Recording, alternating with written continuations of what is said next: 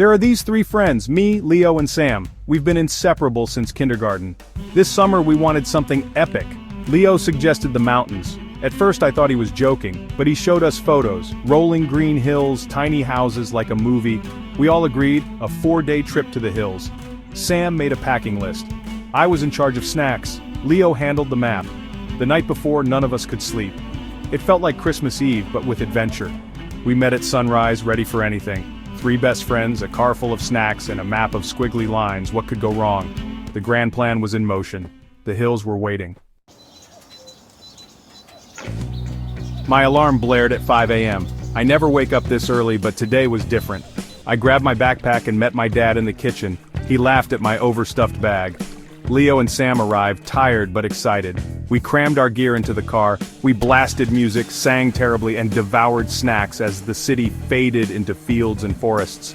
Suddenly, mountains loomed ahead. The road twisted higher and fresh pine air filled the car. We reached Pine Ridge, a tiny town of wooden cottages and colorful shops. Our room had a balcony with a view of the misty valley. We stood there, soaking it in. The adventure had begun. The mountains were calling, and we had answered. After dropping our bags, hunger hit. The guest house lady pointed us to a tiny cafe. We ordered thapa, hot, spicy noodle soup. It was the perfect meal after a long drive. We felt grown up, eating something new in a new place. That afternoon we explored the town. Flowers in windows, friendly faces, a cold stream. Sam scribbled notes, Leo snapped photos, and I just enjoyed the peace. As night fell, stars filled the sky, more than I'd ever seen. Day 2, the big hike. We woke early, fueled up, packed water and snacks, and studied Leo's map. The trail started easy. Soft pine needles, sunlight through trees, birds everywhere. We felt like real explorers. Then the trail got steep. My legs burned, I was out of breath and sweat poured down my face. Sam kept a steady pace. Leo charged ahead and I lagged behind. I wanted to quit, but the view behind me was already incredible. Our cottage, a tiny dot below. My friends waited, shared water, and handed me chocolate for energy. That's what friends are for. We kept going, one step at a time. The climb was tough, but we stuck together. Every break, the view got better. We cheered each other on. The mountain felt huge, but we felt unstoppable. The challenge brought us closer. We laughed, complained, and pushed forward. The summit was calling. We were determined to reach it. The adventure was real. We were in it, together. And we weren't giving up. After what felt like forever, we reached the top, and wow, it was worth it. We could see endless hills fading into blue haze, the sky huge above us. We ate lunch, took goofy photos, and just soaked in the view. The walk down was easier, but our legs were jelly. Back at the cottage, we were exhausted but proud. That evening, we explored the town market. Wool hats, wooden toys, and delicious momos, steamed dumplings.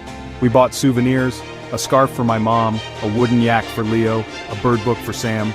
Our last mission sunrise at the viewpoint.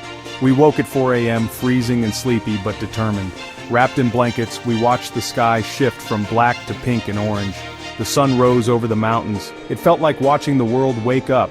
It was the most beautiful thing I'd ever seen.